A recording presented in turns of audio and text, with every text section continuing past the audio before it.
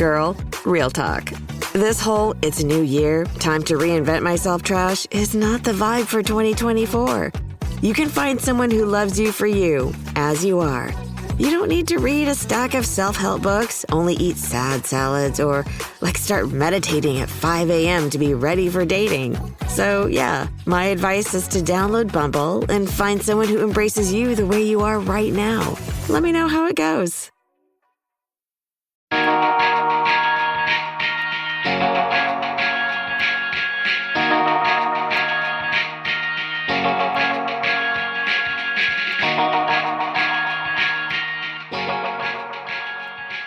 Hello, everyone. Welcome back to the Underrated Movie Podcast. This is a podcast where we discuss films that are underrated, underappreciated, and ones that have slipped under the radar.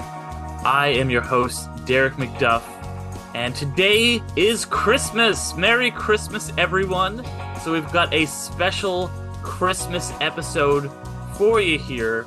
We're going to be discussing the 2017 Christmas zombie musical, Anna and the Apocalypse, and this film was brought to me by a very special Christmas guest, and that would be Art from A Cozy Christmas Podcast. Art, how you doing today? Well, I'm doing great. Since today is Christmas, this is the day I live for all year, so I'm doing pretty good today. Yeah, right. Because as the people may or may not know, based on the name of your podcast, you have your own Christmas podcast. So, what do you want to let the people know about that? Yeah, well, I do a Christmas podcast year round. I like to read stories on the podcast, especially more towards the Christmas season. I'll talk to authors who might have written a Christmas book or some kind of Christmas creative that has done music or art or actors. I've had some actors on before. Just people involved in telling the story of Christmas in a variety of ways. And I love reading the old classics from the Victorian age. The stories people equate with Christmas, like Christmas Carol, things like that. What's fun is that those stories, especially the Victorian stories, were often ghost stories. You get some that were sentimental and heartwarming and stuff like that. But a lot of times on Christmas Eve, they would combine what we would think of as Halloween and Christmas, and they would stay up and tell ghost stories. In fact, I've got a couple of the stories I read this past year actually have the scene set at Christmas time by the fire telling a ghost story, and sometimes they can be pretty funny, sometimes they can be tragic, but yeah, it kind of runs the gamut. Yeah. So there's always some good stuff to check out on that show, and it was when it lined up that this year, I realized I have an episode coming out on Christmas Day. I've got to get the preeminent Christmas podcaster on my show, and to have him give me a recommendation for an underrated Christmas movie. And I think that you really came through in spades. You said, like you're saying, Christmas, the old Victorian stories, the Dickensian era, Victorian era of Christmas stories were a lot spookier, a lot ghost stories. So this, I think, it fits right into that. And we were kind of talking about before, how do you think that this is one of your favorite Christmas films? That being, of course, as I mentioned at the top of the show, Anna and the Apocalypse, which is a Christmas zombie musical. I just love saying that. Directed by John McPhail, based on with a screenplay by Alan McDonald and Ryan McHenry, based on McHenry's BAFTA-nominated short zombie musical, with a ensemble cast of largely unknowns, with Ellen Hunt in the lead role.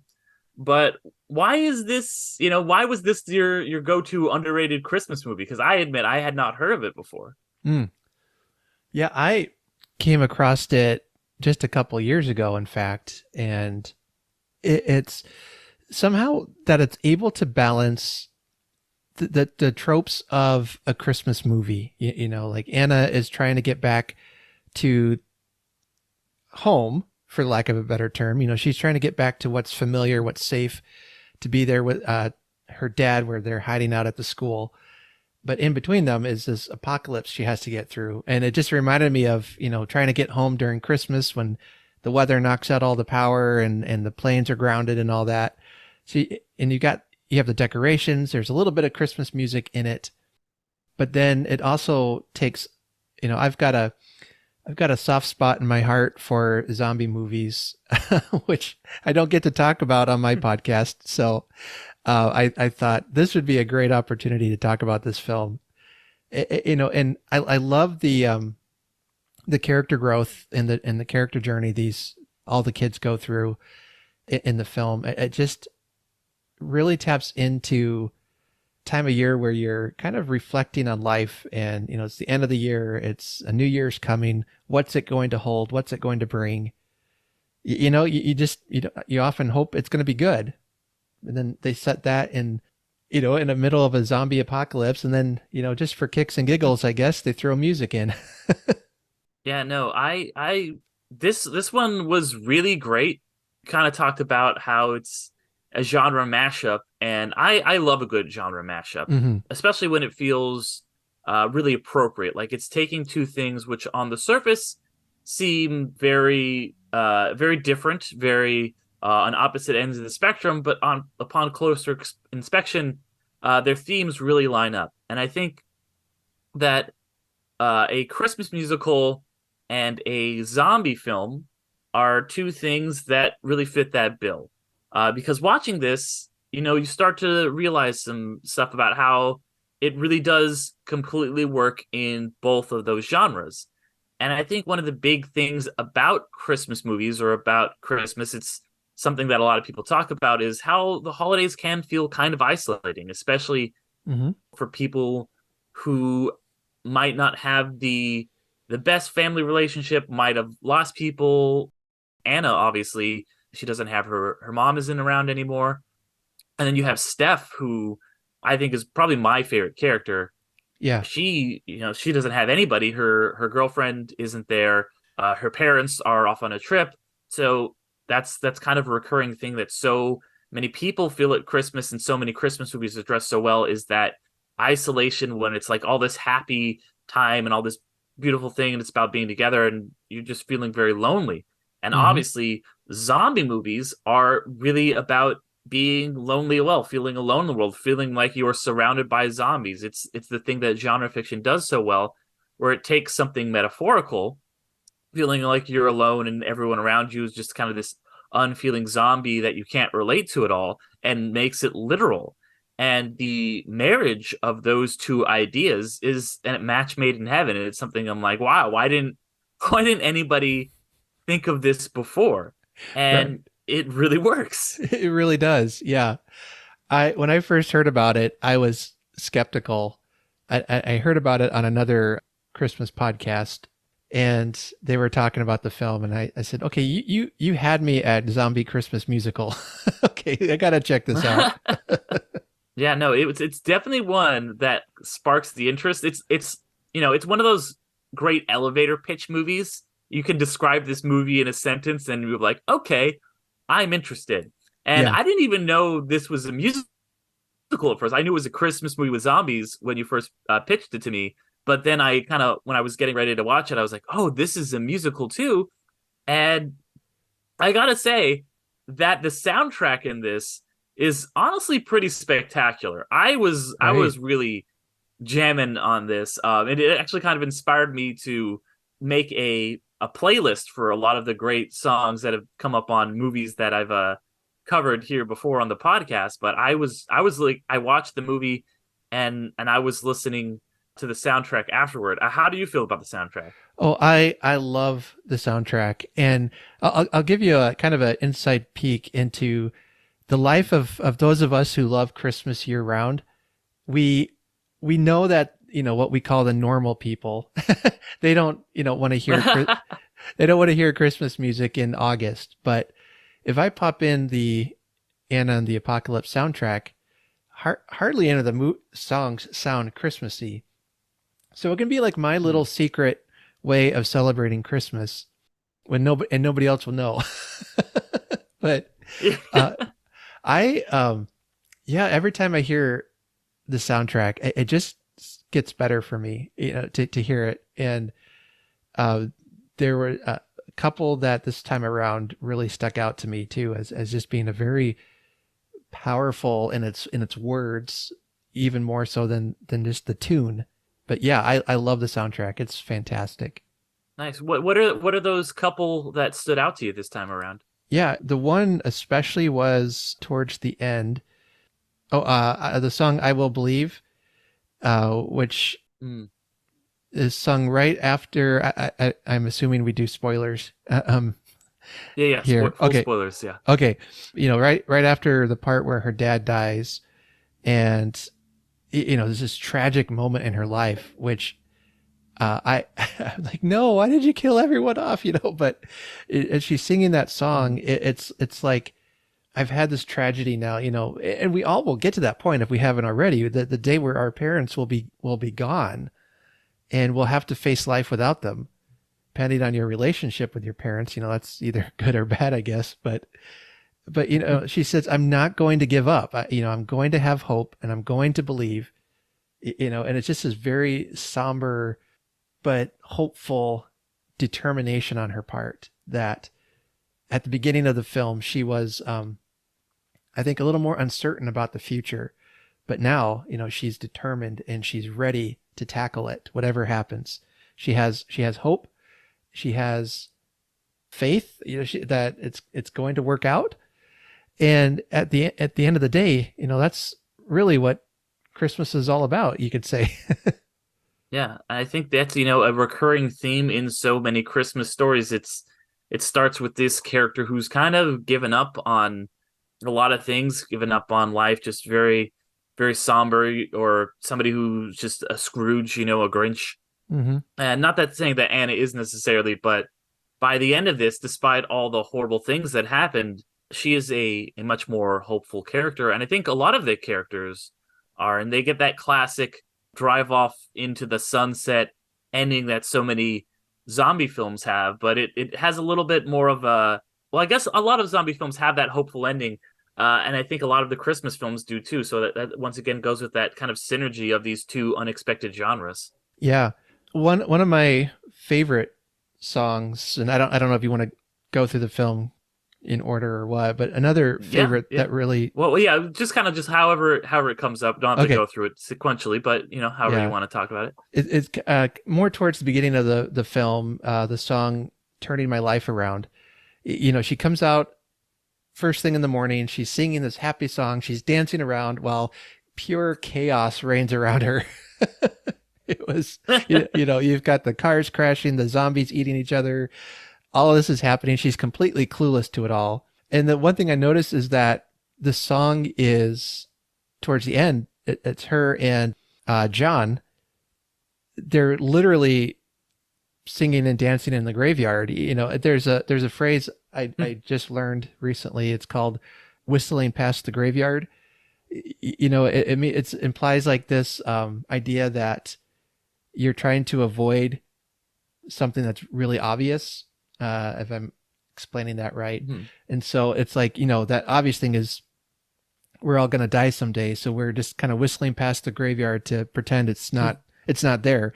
And so I'm like, wait, are they literally, whistling past the graveyard here? And that was something else that kind of jumped. That's great. Yeah. And I love that. Then of course the Frosty zombie shows up at the end and chaos reigns. Yeah. But yeah, that whole song, I think they did something similar in have you seen Shaun of the Dead? One of my favorite, like this, and this definitely gave me a lot of Shaun of the Dead vibes, to be honest. Right. Yeah. I think they had a similar scene like that in Shaun of the Dead, which is a fantastic movie on its own right. But I think I read in some of the trivia for the film that they were inspired. That was one of the films that inspired them. So you can see it's some nods to that film, I think. But yeah, it's a fantastic scene. Yeah.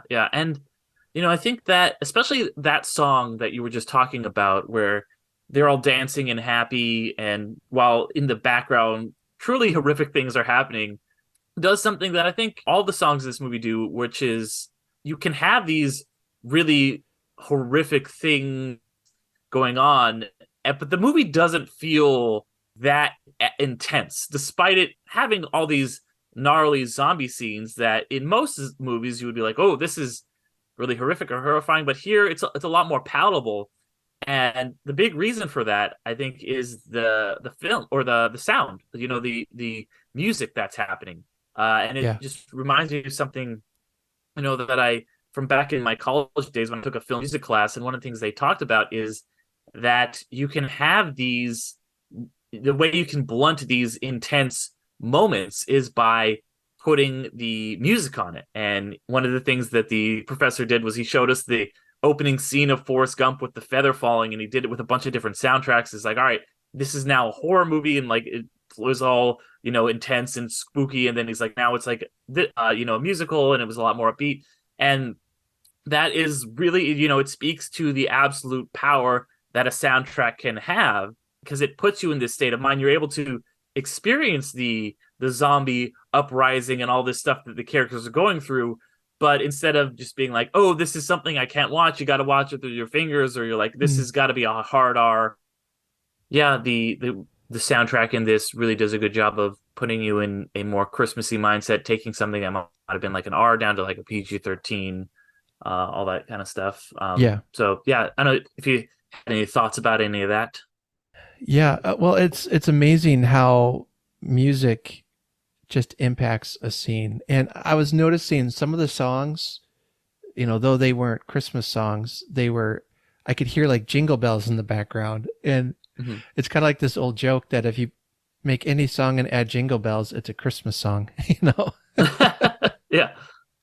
And I was like, I think it's a subtle touch, but it really helps sell, the Christmas atmosphere.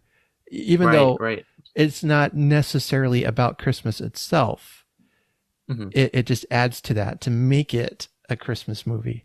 Yeah, it's just it has those. It's like a cheat code. You can instantly just put in the jingle bells, and you'll understand like, oh, this is Christmas. Like I remember even thinking of like on the Killers' first album, and Killers have obviously done a bunch of Christmas songs, but the one Everything Will Be All Right has these like kind of bells shaking in the background, and I'm always just like, oh yeah, this is like a Christmas vibe. The song is not Christmas at all, but it instantly gives you those feelings. And I think that's something that while these songs, the lyrics might not be explicitly about Christmas, you do still have that vibe because we have the cultural touchstone of the jingle bells being like, no, this is a Christmassy sound. Yeah. Although talking about Christmas songs, it does have one really great Christmas song in it. Oh, it's that song, It's That Time of Year, that they sung at the school Christmas play. The one young lady, what I can't think of her name now. Steph or not Steph, the Lisa?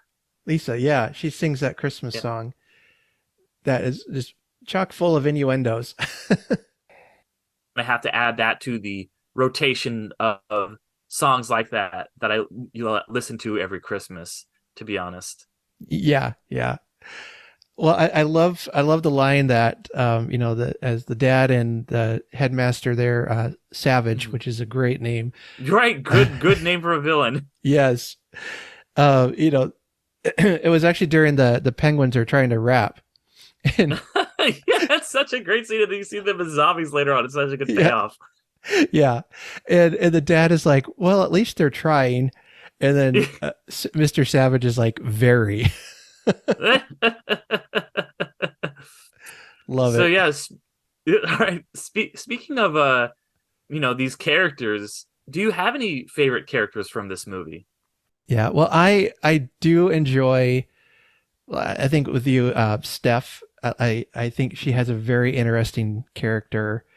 They're all just so good. They have such a great journey. But my really, I think the one I identify with the most is John.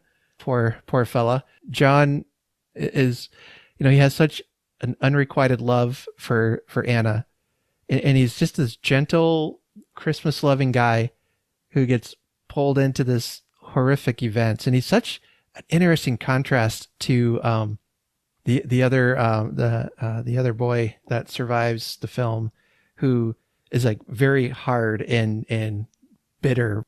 He has to like kill his dad and everything because he turned into a zombie, and it's a real interesting contrast. And the scene where Anna just basically friend zones him, it's just like a gut punch. I'm like, she's like, "You're my best friend." Like, oh man, come on. Yeah. And when he gets bit by a zombie, when I first saw the film, I was like, no, no, they're supposed to live happily ever after. But then the setup for the movie is the song, the Hollywood ending song, that life doesn't always give you that Hollywood ending. And then after you see the movie, then you go back, and if you want to rewatch it, you see some of the characters you think should have survived. They don't, even like the fact her dad gets it, I'm like, that's just cruel. But I think it's what the film is trying to say is that, as Anna is going out into real life, she's leaving the safety of home, and it's not always going to be that happy Hollywood ending that you get in movies. On one end, it can be a downer, but also I think can be uplifting too. It's kind of the strange combination of feelings by the end of the film. Yeah, no, and I'm glad you brought up John and him getting, quote unquote friend zoned, because I think I really found all that interesting, because I was like, okay, I see what they're doing here. They're setting up the thing where it's this guy who's had a crush on her forever, and she's kind of maybe ignored him, and she like had this run-in with this other guy who's a jerk, and they're gonna get together at the end of the movie.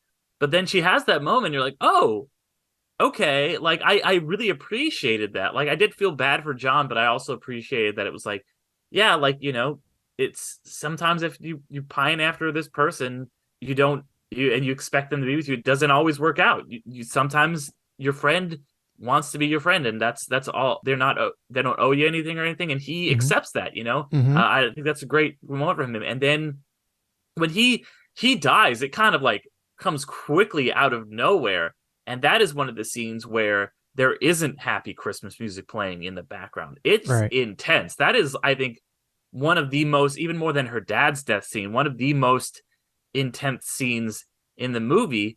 And then following that, this character you think is just going to be this foil for him, like this jerk Nick, actually kind of comes back and becomes much more of a deeper, interesting character, and you see that they have this emotional connection. And as soon as I saw he had his cronies there, who just like, I was like, those guys are going to eat it in the next scene. Those guys are dead meat. Yep. And of course, they go out, and I think that whole sequence when they're kind of making their way through the city to get to the school, that's the one I feel like the most Shaun of the Dead vibes, when it's like, okay, it's this group of people, they're getting there. You're getting to see these interpersonal relationships come out amongst this zombie thing. And, they're taking out these zombies in creative and fun, interesting ways. I think it's such good iconography with her, with the big bloody candy cane and the blood on her face, like smacking zombies in the head. It's even better than Shaun with the cricket bat, because it's like, oh yeah, this is that, you see that, you're like, Christmas zombie movie, boom, there it is, right there. Right. So I think it does a really good job utilizing that iconography. I mean, you being a Christmas expert, how do you feel about all the iconography in this movie? Well, it's like you said, I love it. Although I do get some people who push back against, using something as special as Christmas and then having this horrific events happening around it. But, I have a line, and I don't feel like this movie crosses that line at all, but I could be a disturbed person. I don't know, but well, if you are, then I am too, because I had a blast with this. So. But it's like you said, you see her with a bloody candy cane, and immediately, oh, zombie Christmas movie. It's just boom. I think it's kind of fun to, you really do use, I guess it's kind of like a zombie movie trope. You use whatever you have on hand. So, hey, there's Christmas decorations everywhere. It's kind of like, maybe a little bit like Home Alone, except they're using blunt force trauma. But yeah, I don't mind them using that, using the Christmas icons at all. Yeah. But yeah, I think, Yeah. that's really clever, a clever way to take this thing that we know in one context and to utilize it in a completely different new context. So you are seeing this thing that you're very familiar with, used in a way that you are very unfamiliar with, or at least you've seen blunt force objects used against zombies in the past, and you've seen candy canes used in the past, but never in conjunction. And I think that fits really well with everything we were talking about before about how these two different kind of things fit together in the movie. Right. Yeah. And there's a couple of scenes like that, or even the fact that they have some kind of strange Christmas program, or I don't even know what they're doing. Yeah. It's just really bizarre. Two penguins rapping. You've got Yeah. you've got Frosty being a zombie. You know, they go through this Christmas tree forest kind of thing, and there's zombies waiting in there. Yeah, it's great. It's what it's odd enough to say it, but it's what I loved about the film. Yeah. Yeah, no, so did I. I'm always a fan of genre mashups. Some of my favorite films that I've covered here on Underrated have taken the iconography of one genre and transported it onto another genre, and it's really great when you wouldn't think of it like this. But yeah, before we, completely wrap up here, do you have any stray thoughts, any other things you wanted to talk about here on the with the film? Yeah, again, just really liked the character growth that really all of them experience, even the ones that don't make it out of the film. I really caught on to that this time around. Like even John, where, like we were saying, he gets friend zoned, and you just the acting he does in that scene where he's in the grocery cart, and she said, let's switch places, and she had just told him, you're my best friend, kind of, that's it.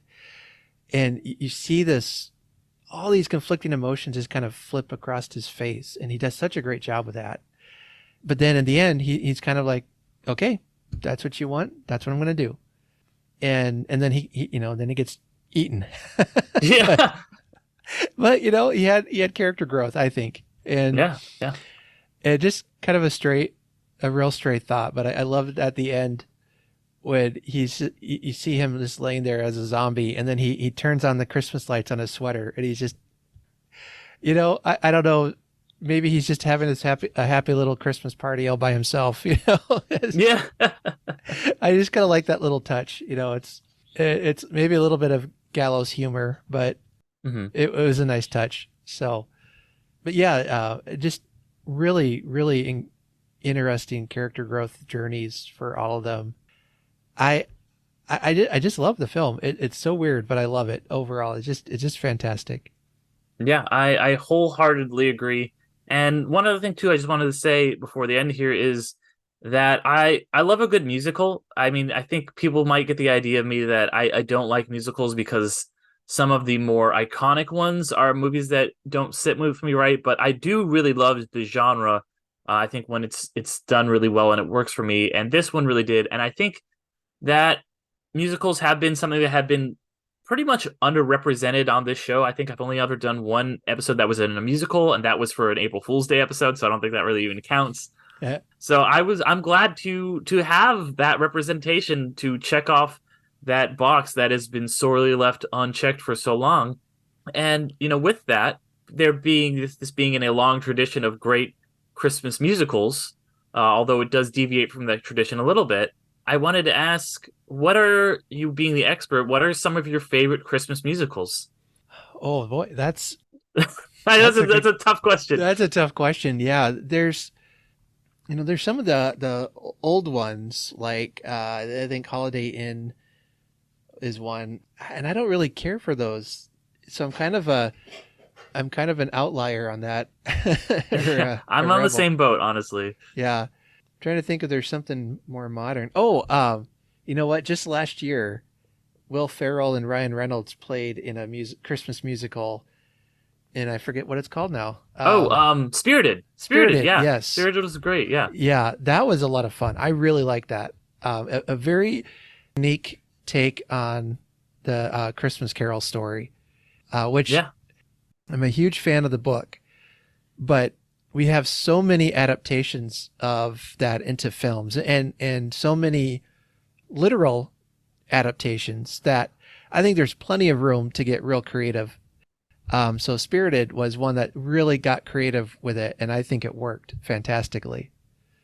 Yeah, yeah, that was a really, really great film. I also like a lot of the more modern ones. In particular, there's two from the early '90s that really hold a soft spot in my heart. Nightmare Before Christmas, I think, is Yep. is really great. That's obviously an iconic film that is another genre mashup. This time they're mashing up tropes of two different holiday genres. Of course, Hmm. we've got Halloween mixed with Christmas. I always kind of wanted to see a sequel where it goes to like Easter or Thanksgiving or something like that. Right. Yeah. But I think my favorite choice, and this goes back to the Christmas Carol one, and this is another kind of more modern Christmas Carol. I think the Muppets Christmas Carol is absolutely untouchable. Like that Oh, movie is so good. I love Gonzo as Charles Dickens. yep. I think that a lot of time, especially in those '90s, kind of how they would do the adaptations of a lot of classic literature, like Muppets Treasure Island is one of my favorite movies, but you get these really great performances out of these iconic actors. Right. And Michael Caine as Scrooge in that movie is so freaking good. Oh, yeah. He's incredible, and it's got some really great Christmas songs in it that I Yeah. will absolutely listen to every Christmas. Yeah, so are you a fan of that one as well? Yeah. I completely blanked on both of those. So I'm maybe not doing so well here as the Christmas expert, but yeah, the Muppets Christmas Carol is probably one of my favorite adaptations. I forget that's a musical actually, but yeah, I love that Michael Caine said, I'm going to be in this film, but I'm going to play it straight. I'm not going to act like I'm talking to a puppet here. I'm just going to do it as if I were performing on stage. It really, really works. So that's a great one. Yeah, like I said, love that movie. Try to watch it every Christmas. Hmm. But yeah, thank you, Art, once again for being on and for spending this Christmas podcast with me, Hmm. and giving all of just me and all of our listeners this great Christmas rec. So hopefully they get as much enjoyment out of it as you and I have, regardless of their Christmas fandom. Hopefully, because I think this appeals to both Christmas fans and non-Christmas fans, if I'm Yeah. being honest. Yeah. I think if Christmas is just kind of like another day for you, or you don't care for it, then I think you'd like this film too. Yeah. But yeah, as we wrap up here, you mentioned your show at Mhm. the start. Where can people find you? Where can people listen to it? Yeah. If you go to cozychristmaspodcast.com, that's the website that hosts. You can find the episodes there. You can find it on any podcast app that you might use, like Apple, whatever they're calling themselves these days. Even on Audible, you can host your podcasts on Audible. I didn't know that, but you can find it there too.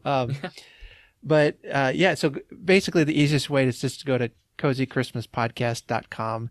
I'm also on Facebook, on Twitter, on Instagram. We actually have a year-round Christmas book club we've been doing, and we'll read a book. We'll take a month to read a book, and then take the month after to just talk about it. So I've had about 3 or 4 people doing that with me this year. That's been a lot of fun. Very nice, very nice, very cool. And yeah, I also just want to mention to my listeners, and I've probably mentioned it already on the show at this point, but next week, usually this is a bi-weekly podcast, but next week, because of there's going to be a kind of rebrand for the podcast, new podcast art, new podcast logo, all that stuff is hitting right at the beginning of the year. So New Year's Day 2024, which is a week from today, there'll be a brand new episode. So the weeks are going to get shifted back to years ago, this is the days they originally were on. We're going to be back on the right Monday. And part of the reason I'm doing that is because of the other podcast that I part of, which is the Midnight Film Society, which also releases every other Monday. And now it'll be staggered. So on weeks that Underrated does not come out, if you want to still hear more of me, you can listen to the Midnight Film Society, where me and my buddy Damien talk about the new releases of whatever movies have come out that week. But the whole podcast, all of Underrated Movie Podcast, is getting a rebrand, so still the same. So it's still going to be the socials, Underrated Movie Podcast. But I also want to mention that our Patreon is also going to be getting a fresh coat of paint. So Underrated Movie, or patreon.com/Underrated Movie Podcast. And the patron feed now is just going to be called Underrated Disc 2. There is where you will find all of the episodes. These episodes will come out a week early there. You will also get the Patreon exclusive podcast Underdogs, where I cover sports films once a month. And then that's also where my podcast Infinity Stones and Dragon Bones is going to be living. It's all going to be on that podcast feed. You can listen to that on Spotify, or there now too, or you can just get it on as a private feed on any of the other podcast apps. That's, we have options as low as $1 a month, and you'll get a variety of different stuff depending on which level you want to sign up for at, if that's something you want to do. If not, I just appreciate anybody and everybody for listening. And if you can't have the time, just give us 5 stars on whatever you're listening at. It really helps the show out a lot. But one last time, Art, thank you so much for coming on. Merry Christmas. And is there any traditional Christmas things you want to say to lead us out here? Yes. Well, thanks again for having me on. I enjoyed talking about it and about the film. But as I usually close out on my podcast, I encourage everyone to remember to honor Christmas in our hearts, and we'll try to keep it all the year, which is a quote from the Christmas Carol. Thank you. And I'll see you guys all in the new year.